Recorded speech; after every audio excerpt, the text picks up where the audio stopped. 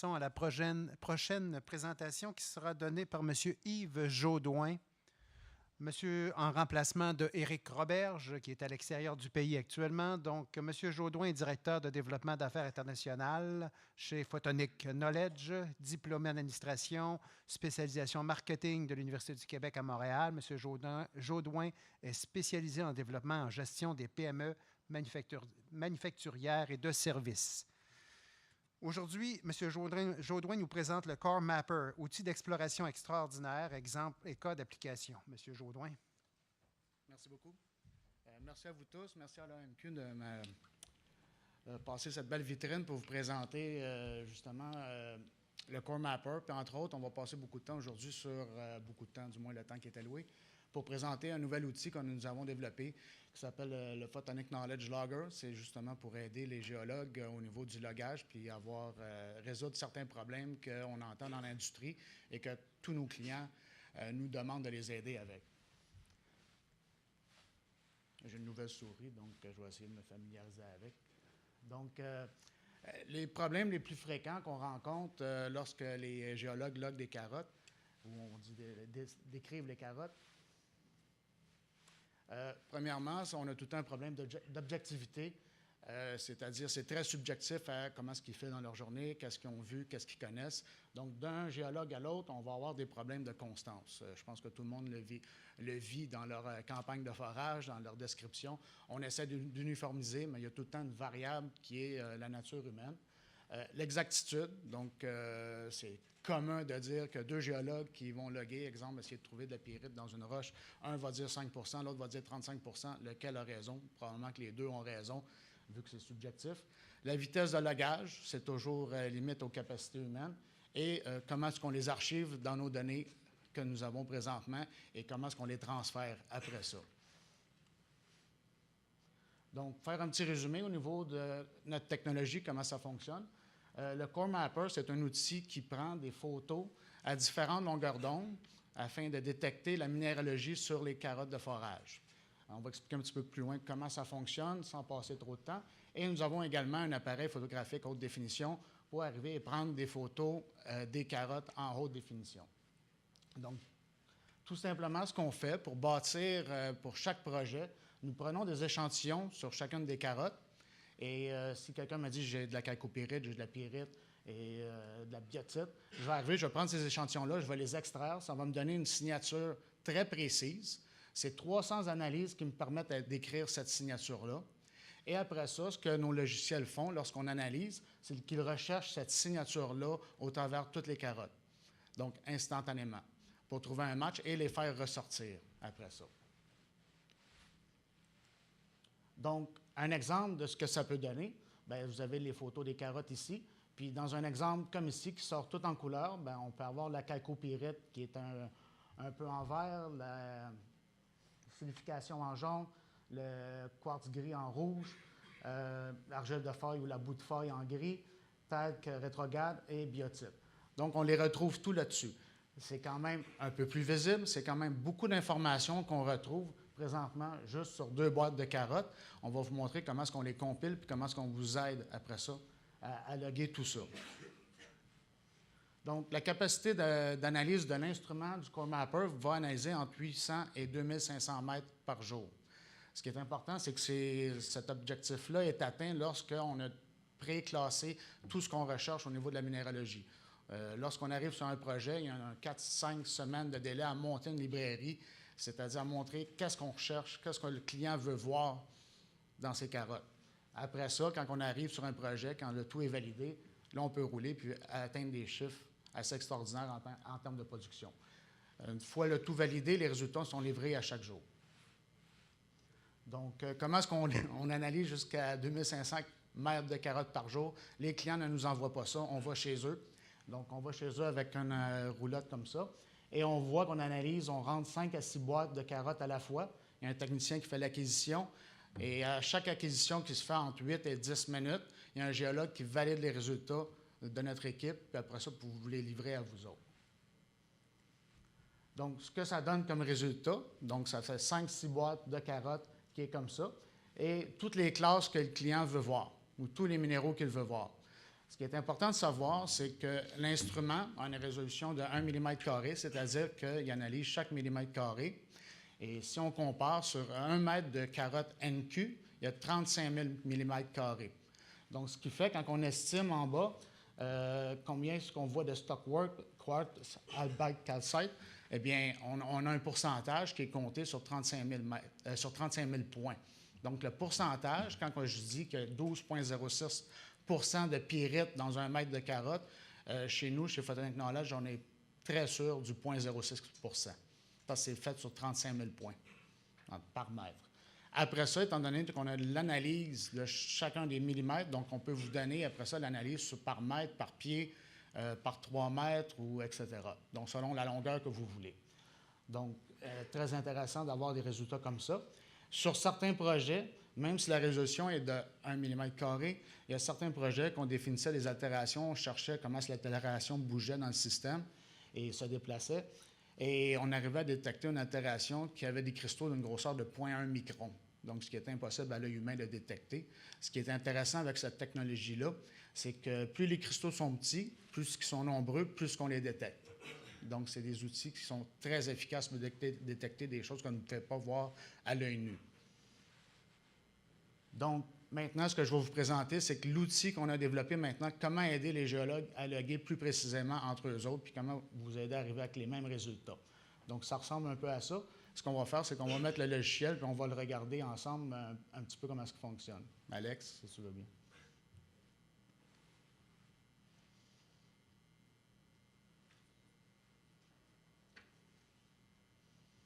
Donc, la résolution n'est pas bonne à cause du projecteur, mais ensemble, on va regarder. Donc, une fois les carottes acquéries par le système, on a l'image des carottes qui sortent comme ça.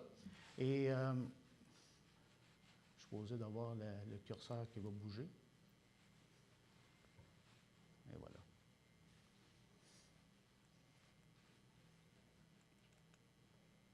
Ça ne marche pas très fort, Alex. Je clique.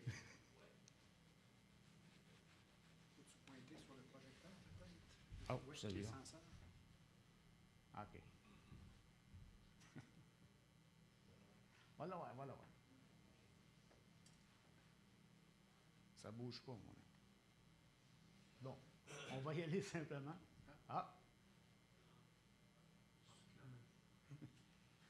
Avec la main, peut-être. La technologie. Non, ça marche. C'est ces batteries qui sont mortes. Bon, de toute façon, on va voir sur le côté. Donc, on a notre trou à la longueur ici. Donc, en haut, on voit que c'est un trou de 382,4 pieds. Donc, expliquer la façade de l'ordinateur qu'on a à notre écran. Donc, on a nos carottes, un trou de 384 pieds. Et ici, on a 2 boîtes de carottes qui sont placées, qu'on voit, mais qu'on ne voit pas au complet à cause de la résolution de l'écran. Mais sur vos ordinateurs, vous allez toutes les voir. Le long du trou, donc la photo des carottes.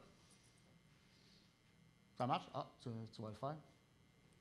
Donc, si on pèse après ça en haut sur RGB, Alex.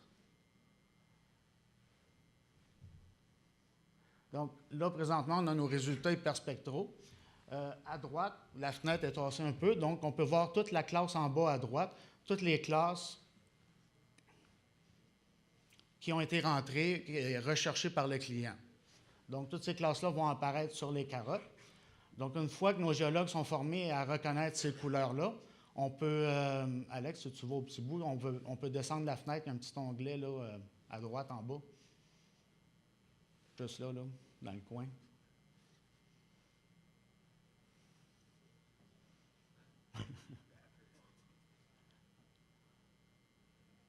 Bon, allons-y pareil. Donc,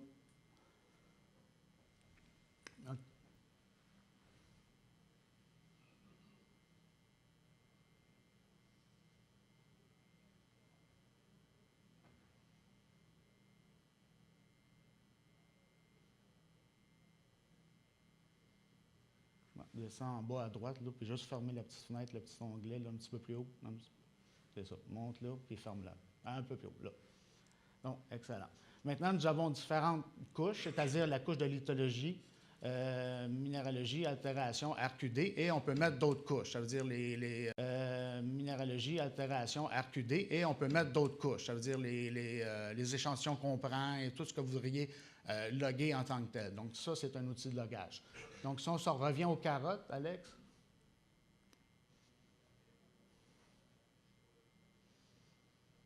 Donc, on peut voir au début du trou, il se passe quelque chose. Si on descend l'onglet au niveau de l'ascenseur ici, là, on peut voir nos boîtes. Mais si tu cliques complètement à gauche, ici, sur la colonne, la colonne à gauche. Et voilà. Bon. Excellent. Donc là, à partir de ce moment-là, si on est dans l'onglet lithologie, donc toutes nos classes sont rentrées dans l'onglet lithologie, on va cliquer quelque part sur la carotte et on va sélectionner toute cette partie-là. Une fenêtre va ouvrir et toutes les classes de la lithologie sont là en pesant sur le gris. On va avoir toutes nos classes. Si on clique, on choisit, nos géologues choisissent qu'est-ce qu'ils veulent loguer, puis ils le voient à l'écran, qu'est-ce qu'ils ont à loguer. Et voilà, en cliquant. Et après ça, ils vont marquer leurs commentaires dans la boîte du bas. Puis après ça, les commentaires, n'importe quoi qu'on peut taper. Et en cliquant OK, maintenant, je viens de loguer cette partie-là de lithologie. Après ça, je vais choisir d'autres catégories, minéralogie, altération, à mesure que je descends. Puis on peut voir que sur le côté, ce qui était fait en lithologie est écrit. Si on revient un petit peu plus haut, un exemple, quand on a commencé à faire ce logiciel-là, la première chose, as-tu changé de place, Alex?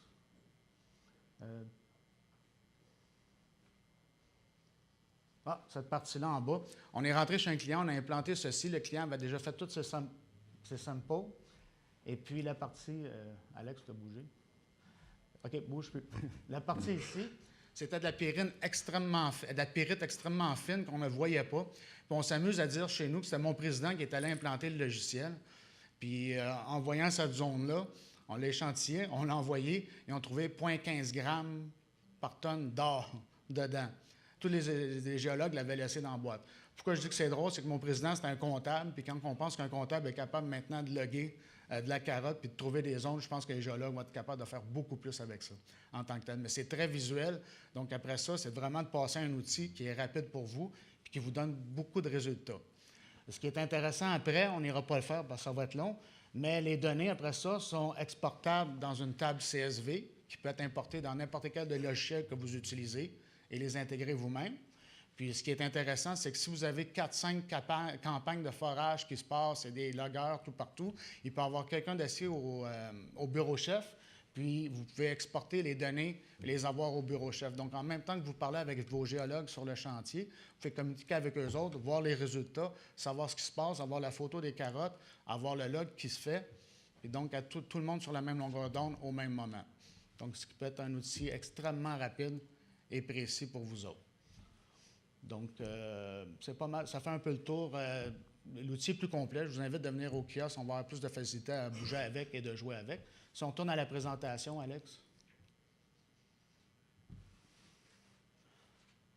Et la prochaine. Donc, ce qui est intéressant avec cet instrument-là, c'est qu'une fois qu'on a acquéri les photos spectrales des carottes de forage, on vient de créer une mémoire géologique. Quand on choisit des échantillons, et ça veut dire qu'on choisit des échantillons pour voir ce qu'on veut voir sur les carottes. Vous avez un projet en cuivre, mais on cherche la chalcopyrite et tous les indicateurs, les ondes d'altération, etc. Dans 5 ans d'ici, vous me dites, dans mon projet de cuivre, je viens de trouver du lithium, ce que je n'avais jamais vu avant. Puis maintenant, le lithium est en croissance. J'aimerais ça le retrouver. Ce qui est important pour nous, c'est, étant donné qu'on a déjà analysé la carotte, on a déjà pris l'analyse de toutes ces carottes-là. Il nous reste à rebâtir une librairie, ça veut dire ce qu'on cherche, et de peser sur Enter dans notre ordinateur et le retrouver. Donc, on ne retouche plus jamais aux carottes, à part bâtir différents requêtes pour trouver ce qu'on a besoin. Donc, en exploration ou en minier, après ça, savoir qu'est-ce qu'on va envoyer au moulin, quelle partie du gisement que je vais envoyer. Donc, comment se transfère l'information. Donc, une fois l'information toute acquérie, donc c'est facile d'envoyer ça maintenant à un autre département. Vous passez au stade mine, bien, toute l'information suit rapidement, elle est archivée informatiquement, elle est très facilement partageable, échangeable entre les individus. Elle ne s'opère pas. Donc, toutes les analyses après ça se suivent, que ce soit des analyses corrélatives, c'est-à-dire ce qu'on fait au niveau des analyses le long du trou. On va corréler entre les A16 et les résultats hyperspectraux de ce qu'on trouve pour voir si ça corrèle. Et également, on peut tout mettre ça en 3D, donc très facile. Prochaine slide. Donc, théoriquement, le logiciel qu'on vous présente, c'est un outil secondaire à l'outil principal qui était le Core Mapper, mais qui est d'une aide grandiose pour les géologues. Ce que ça fait principalement, bien, ça réduit le risque de manquer des zones ou des détails très importants lors de vos campagnes. Ça augmente l'uniformité au niveau des géologues. Je pense que c'est un prérequis aujourd'hui.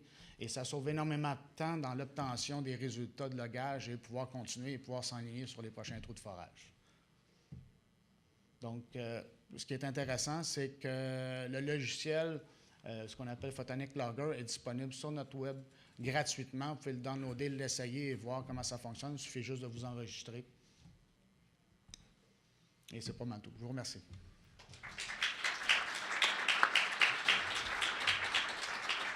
Merci, M. Jaudoin. Je ne sais pas s'il y a des questions. On aurait le temps pour une question ou deux. Alors, ceci va conclure la session sur l'innovation de cet après-midi.